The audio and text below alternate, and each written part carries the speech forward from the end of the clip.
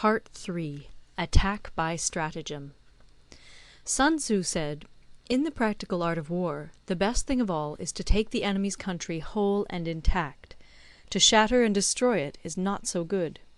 So too it is better to recapture an army entire than to destroy it, to capture a regiment, a detachment, or a company entire than to destroy them. Hence to fight and conquer in all your battles is not supreme excellence. Supreme excellence consists in breaking the enemy's resistance without fighting. Thus the highest form of generalship is to balk the enemy's plans. The next best is to prevent the junction of the enemy's forces. The next in order is to attack the enemy's army in the field. And the worst policy of all is to besiege walled cities.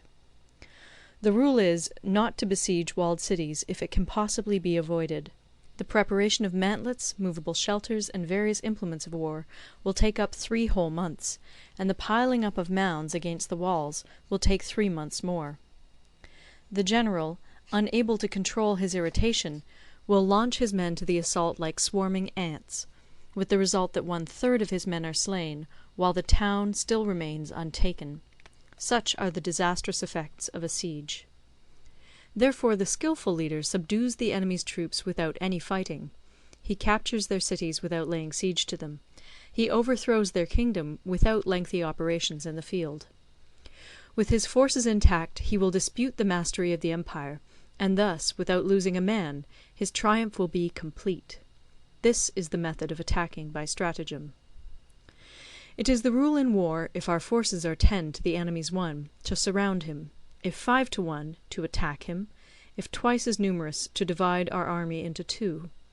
If equally matched, we can offer battle; if slightly inferior in numbers, we can avoid the enemy; if quite unequal in every way, we can flee from him.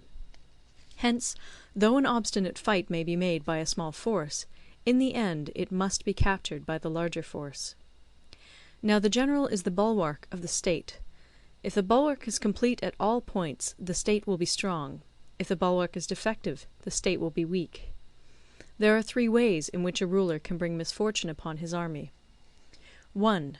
By commanding the army to advance or to retreat, being ignorant of the fact that it cannot obey.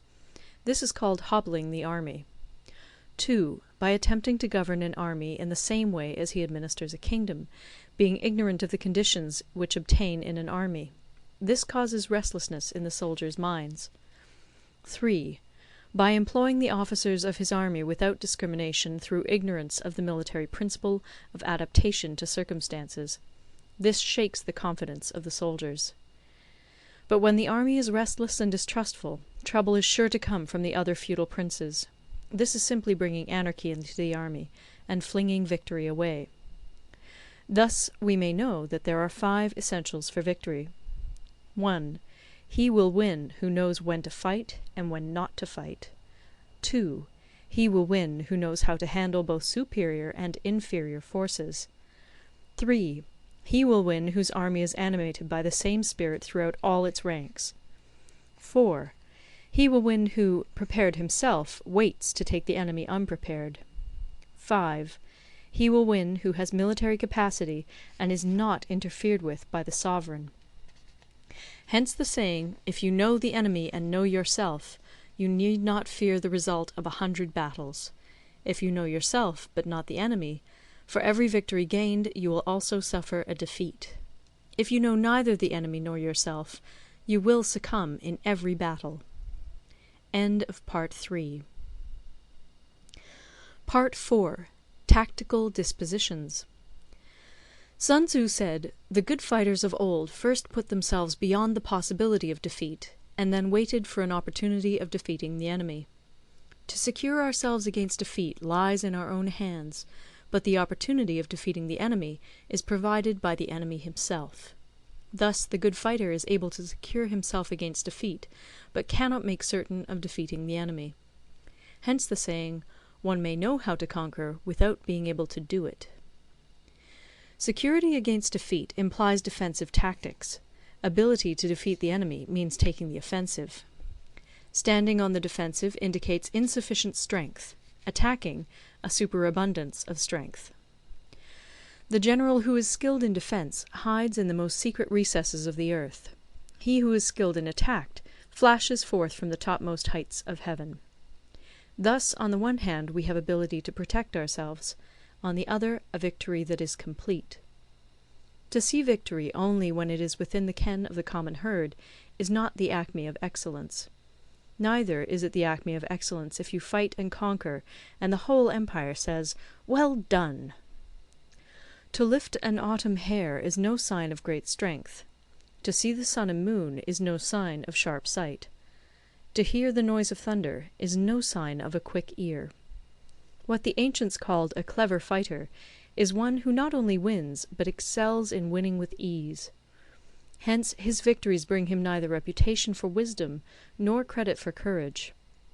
He wins his battles by making no mistakes. Making no mistakes is what establishes the certainty of victory, for it means conquering an enemy that is already defeated. Hence the skilful fighter puts himself into a position which makes defeat impossible, and does not miss the moment for defeating the enemy. Thus it is that in war the victorious strategist only seeks battle after the victory has been won, whereas he who is destined to defeat first fights and afterwards looks for victory. The consummate leader cultivates the moral law and strictly adheres to method and discipline. Thus it is in his power to control success. In respect of military method we have, firstly, measurement; secondly, estimation of quantity; thirdly, calculation; fourthly, balancing of chances; fifthly, victory.